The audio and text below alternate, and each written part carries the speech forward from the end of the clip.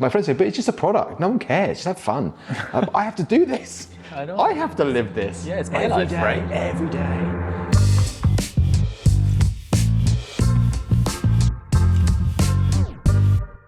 So tell me a little bit about yourself, your name, age, and where you're from. Dan Bowyer. I'm 49. Am I 50? I'm 49. Okay. And I now live in Tunbridge Wells with my beautiful wife, 2 children, 2 dogs, 2 horses, and a partridge in a pear tree. And what are you working on at this time? I work in Superseed. So I set up a fund 4 years ago called Superseed, which invests in technical founders building B2B platforms. Oh, okay. So all deeper levels of business automation at seed stage. Why did you get into B2B if your personality, I think, is more like direct? I see you more in like direct to consumer. It's still solving problems for people. And what I love is that the stuff that I'm doing is truly transformative. So this is my Kool-Aid. So let me drink my own for a second. Gotcha, yeah.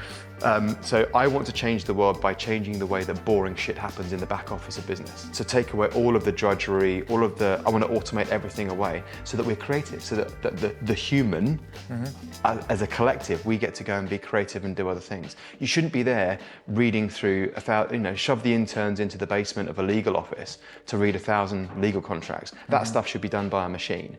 So now there's a double-edged sword because I'm automating away people's jobs, which is why I've pledged 50% of any return I ever make from anything I ever do to be put back into education. And this is what you're motivated by as well? Yeah. I mean, it's why I get out of bed. It's what excites me. Even though I say to my wife, I invest in the most boring shit you'll never see. You don't read about it in the Daily Mail. I want to invest in the largest companies that you'll never hear about. Cool. The team pulled up some picture about you, and this is what we found. Oh my goodness. Yeah, look at that handsome. Every guidance for you. Was good? Good experience? It was an amazing experience. Yeah. It was an amazing experience. I have no musical talent. I've never wanted to be on stage or perform. I never wanted to be modeling or doing something. It was just, but always take every opportunity. So go for whatever opportunity you're given, go for it. And then go for it again, and then go for it harder. So there I am, I could dance a bit and I learned to sing a bit, but I mean, I'm not a singer and I'm not a dancer, and there's always amazing people that don't have this opportunity. So they just got you for the looks? I was a pretty boy. I was in my youth. Yeah. And I had this opportunity and I went for it. Yeah, and it lasted 4 years. And then and it was at that point that I realized the success wasn't going to make me happy. Even though we had moderate success in the UK, I think we had like 4 top 40s, 1 top 20, 2 top, those kinds of, we were never like top 10, number 1, but we were edging on that. Yeah. But it was shit, it was just shit music. And I couldn't look at myself in the mirror, and I hate being a fake. And I'm just being a fake. And my friends say, but it's just a product. No one cares, just have fun. I have to do this. I know. I have to live this. Yeah, it's my life, right? Every day. And I just found it really hard. And then I went in and I said, look, I'm done. And then they took all my money, and I moved home to my mum's without a pot to piss in. But then, that's what we found as well. Oh my goodness. Oh wow. I did Kids TV for a couple of years. I never got good at it. I was on the edge of watchable. I never, when you watch me, you go, oh. I was that guy, but I was on the edge, and towards the end of it, I was on, okay.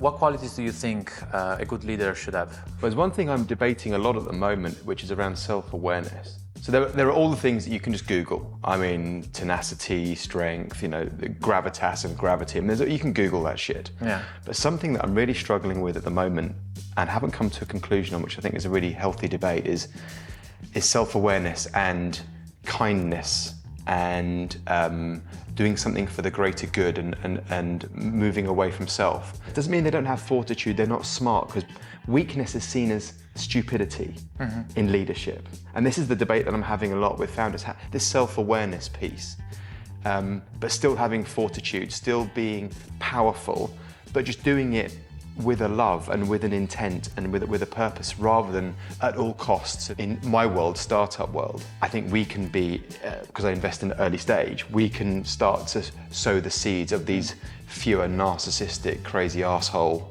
crew. I think even here we can invest in the leaders of the future that are much more progressive and thoughtful and purposeful. Yeah. Have you ever had to fire people? Yeah, lots. I've fired lots of people, let go lots of people, hired lots of people. How did you handle it? In the thousands. Like firing? Always very candidly, my MO, if you like, is to be, and I get judged on this basis a lot, good and bad, but if you put yourself out there, you're gonna be judged at the extremes, right? So I'm very candid, and if people haven't performed, then they're being let go because they're at the bottom of the stack rank. I'll tell them why, and it sometimes goes down like a cup of cold sick. Yeah. So I'm all about that. So I don't have any problem letting people go or hiring people, and it's all very candid and upfront. It's all very straightforward. Let's talk cereal. I love cereal. Well, Yeah. after bacon sandwiches, but I love cereal. Describe the guy in 3 words, the guy in the box. Genius, spectrum, difficult. Who do you think we should pick if we had to pick anyone else? I think if you really want to change the world, there should be a woman on your cereal box. Yeah. Why? I believe if more women were in positions of power, the world would be a better place. Obviously, if too many women, like the comparison that we have with men to women, there'll be a whole raft of other challenges, but we should be like, more women in power, please. This came out during some of our interviews. It's what's the difference between who is an entrepreneur? And what's the difference between an entrepreneur and a business owner? I think you can only call yourself an entrepreneur if you're finding a new way to do something, I think is the simplistic view.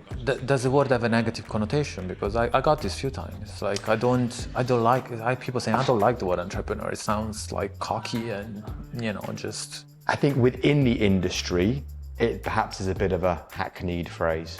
It's a hackneyed word. But I think outside, I don't think people either know, care, or feel any way about it. If I gave you £40,000 today, you can't reinvest them into the business. What would you do? It's something that's on my mind a lot. I've got 2 big things on my mind. One is I want to do older care better. So rather than putting old people in these, as we do in the Western world, you don't see it in Africa, you don't see it in Asia. They bring their oldies into the home and everyone lives together as a family. But in the Western world, Northern Europe, we just shove them into a beige box. Because we're too busy, right? You've done your life. You've given me your money, and now go and die. Will you go and die peacefully and do it quickly?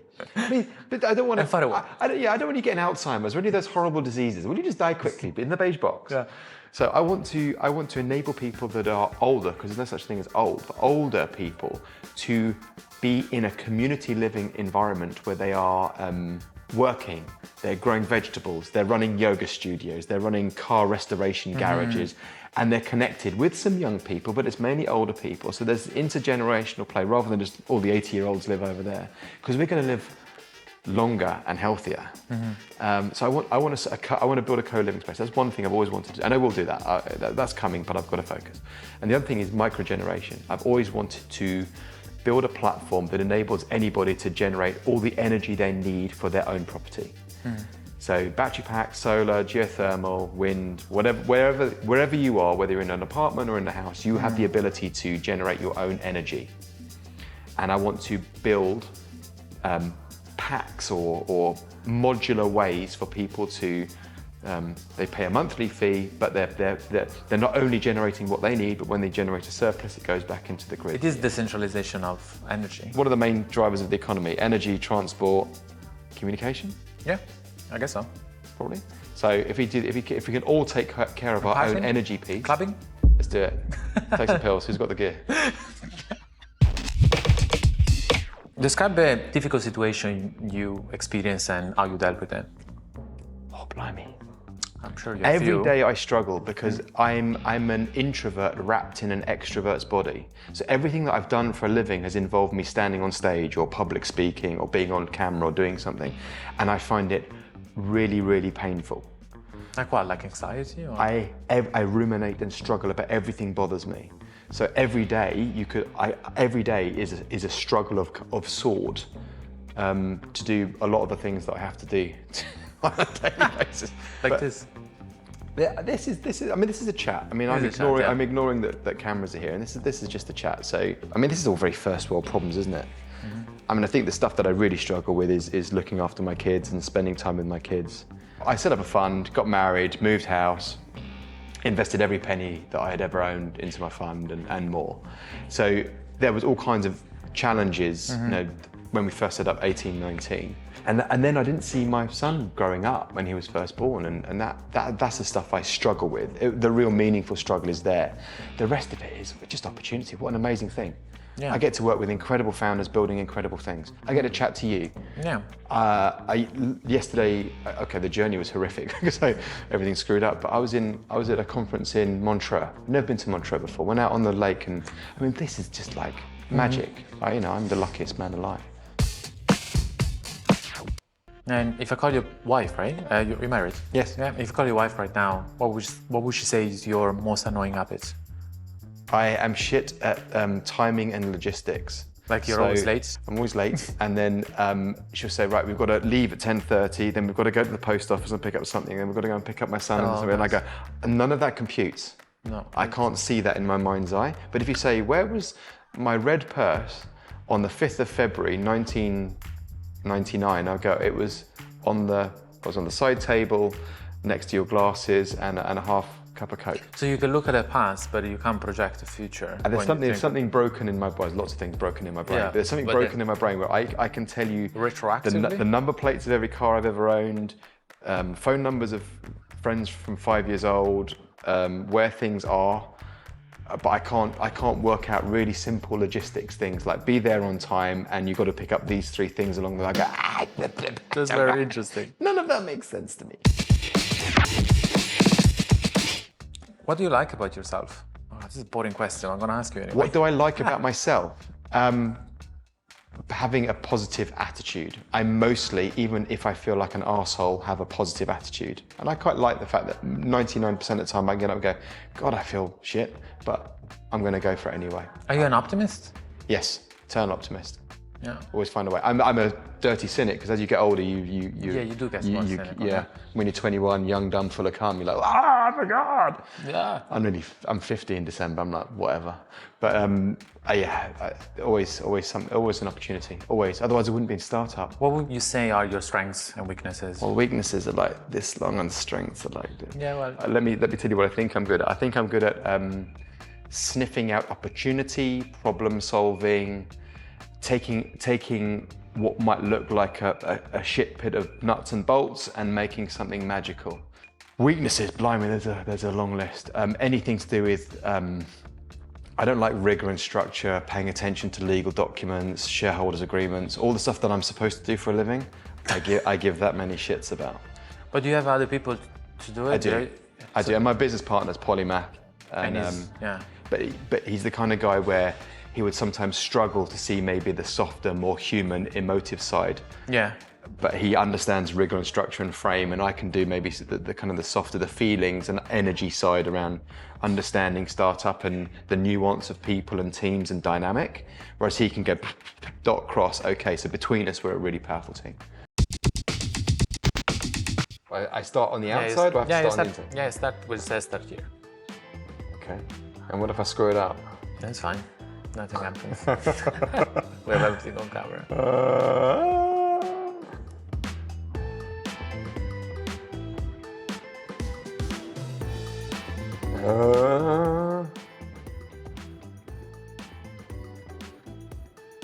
There you go. There you go. Nice one. Well done. That was quick, yeah. Check the links in the description to learn more about Pop-Up. Hit the like button and subscribe to our channel. So, Dan, Yes. you came in today for a potential job interview. Yes. Did I get it? Well, how do you think it went? I thought I was amazing. I think I deserve a pay rise already. Really? What would you feel like working with Matteo? He's a dude. Love him. Yeah. Awesome. Let's do it. So if you got the job, you're excited to start, I'm guessing. I want to start yesterday. Well, thanks for coming in, mate. Cheers.